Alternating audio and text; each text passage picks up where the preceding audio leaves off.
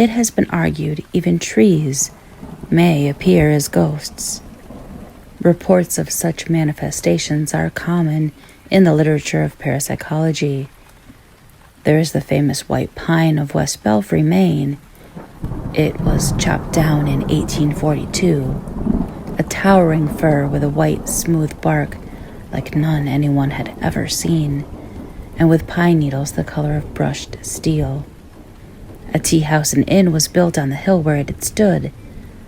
A cold spot existed in a corner of the yellow dining room, a zone of penetrating chill, the exact diameter of the white pine's trunk.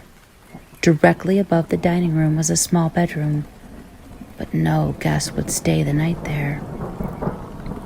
Those who tried said their sleep was disturbed by the keening rush of a phantom wind, the low, soft roar of air in high branches.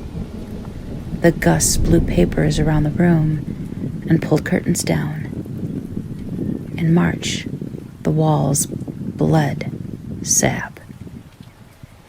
An entire phantom wood appeared in Cannonville, Pennsylvania, for a period of 20 minutes one day in 1959. There are photographs. It was in a new development, a neighborhood of winding roads and small modern bungalows.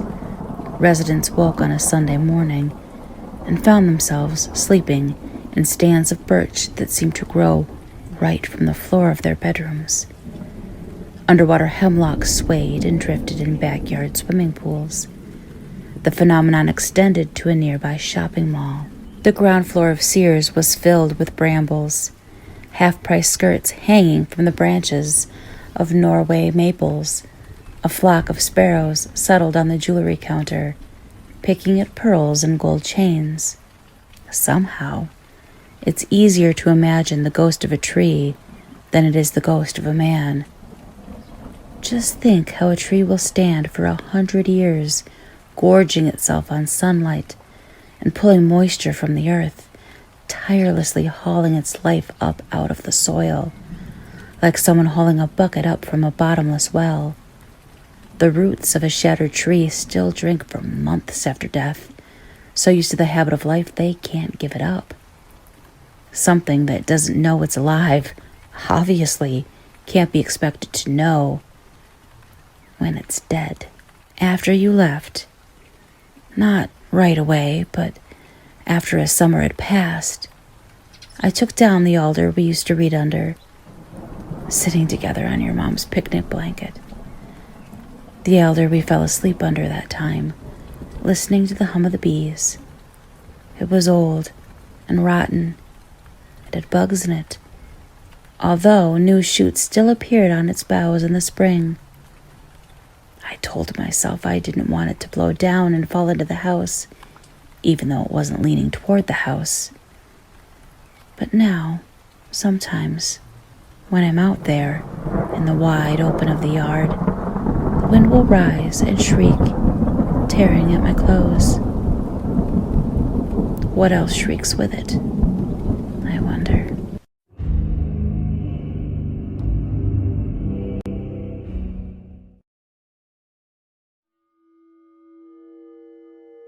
We bought an old house, my boyfriend and I. He's in charge of the new construction, converting the kitchen into the master bedroom, for instance, while I'm on wallpaper removal duty. The previous owner papered every wall and a ceiling. Removing it is brutal, but oddly satisfying. The best feeling is getting a long peel, similar to your skin when you're peeling from a sunburn. I don't know about you, but I kind of made a game of peeling, on the hunt for the longest piece before it rips. Under a corner section of paper in every room is a person's name and a date. Curiosity got the best of me one night when I Googled one of the names and discovered the person was actually a missing person. The missing date matching the date under the wallpaper. The next day, I made a list of all the names and dates. Sure enough, each name was for a missing person with dates to match. We notified the police, who naturally sent out the crime scene team.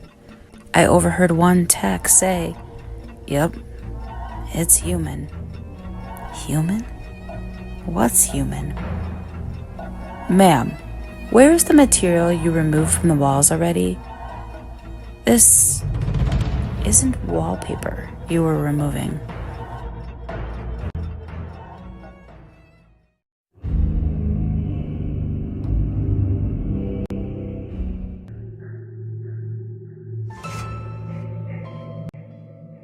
I hate it when my brother Charlie has to go away. My parents constantly try to explain to me how sick he is, that I'm lucky for having a brain where all the chemicals flow properly to their destinations, like undammed rivers. When I complain about how bored I am without a little brother to play with, they try to make me feel bad by pointing out that his boredom likely far surpasses mine, considering he's confined to a dark room in an institution. I always beg for them to give him one last chance. Of course they did at first. Charlie's been back home several times, each shorter in duration than the last. Every time, without fail, it all starts again. The neighborhood cats with gouged out eyes showing up in his toy chest. My dad's razors found dropped on the baby slide in the park across the street. Mom's vitamins replaced by bits of dishwasher tablets. My parents are hesitant now, using last chances sparingly. They say his disorder makes him charming, makes it easy for him to fake normalcy and to trick the doctors who care for him into thinking he is ready for rehabilitation. That I will just have to put up with my boredom if it means staying safe from him. I hate it when Charlie has to go away. It makes me have to pretend to be good when he's back.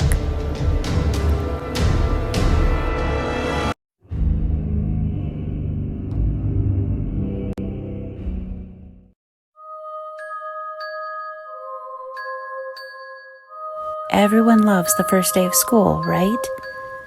New year, new classes, new friends. It's a day full of potential and hope before all the dreary depressions of reality show up to ruin all the fun. I like the first day of school for a different reason, though. You see, I have a sort of power. When I look at people, I can sense a sort of aura around them. A colored outline based on how long that person has to live.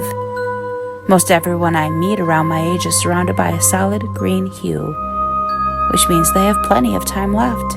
A fair amount of them have a yellow-orangish tinge to their auras, which tends to mean a car crash or some other tragedy. Anything that takes people before their time, as they say. The real fun is when the auras venture into the red end of the spectrum, though. Every now and then I'll see someone who's basically a walking stoplight. Those are the ones who get murdered or kill themselves. It's such a rush to see them and know their time is numbered. And with that in mind, I always get to class very early so I can scout out my classmates' fates. The first kid who walked in is basically radiating red. I chuckle to myself. Too damn bad, bro. But as people keep walking in, they all had the same intense glow. I finally caught a glimpse of my rose-tinted reflection in the window, but I was too stunned to move. Our professor stepped in and locked the door. His aura, a sickening shade of green.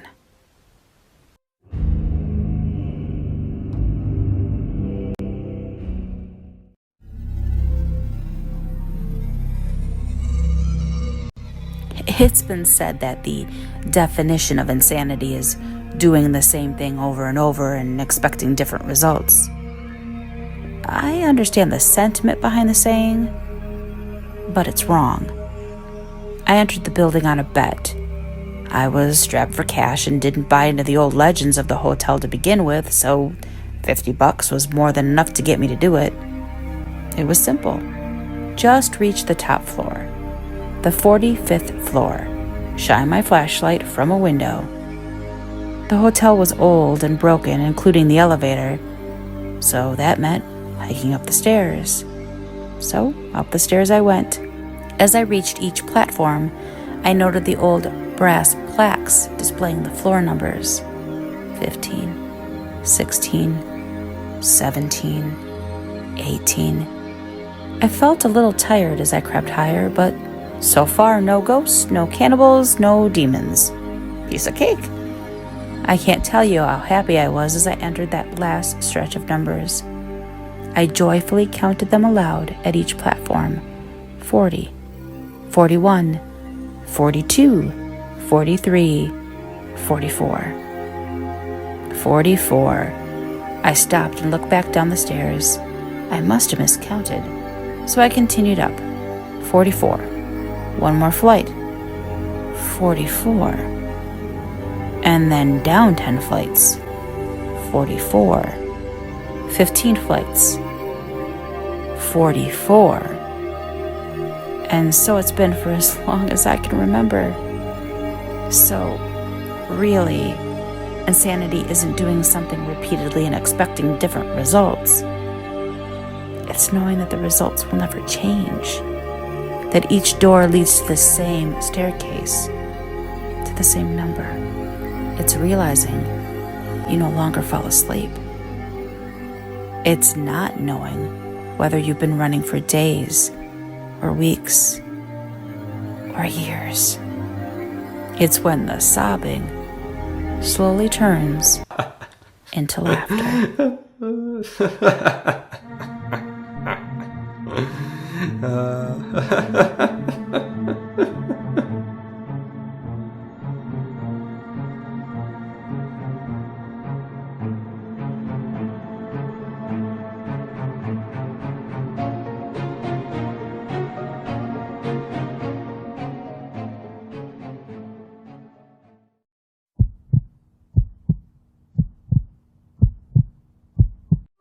And now, a word from our sponsor. Do you like apples? Yeah. Well, I go. Vanitas. How do you like them apples?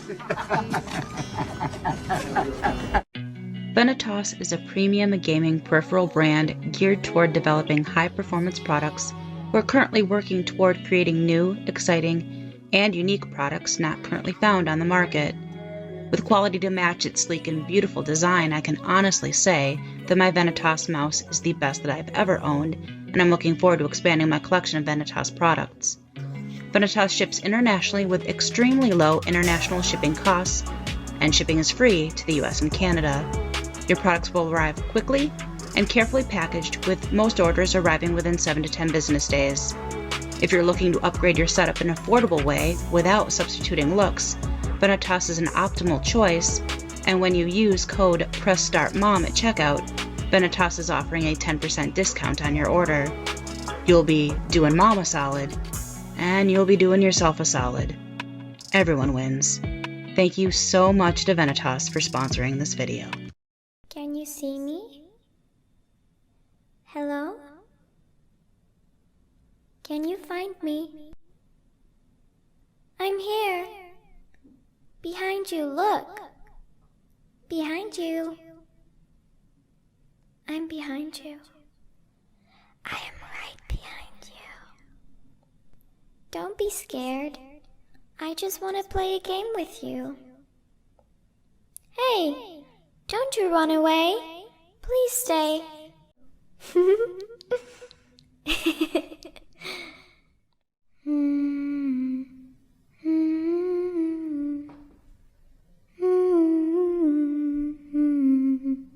Incy Wincy Spider went up the water spout. Down came the rain and washed the spider out. Out came the sun and dried up all the rain. So incy wincy spider went up the spout again.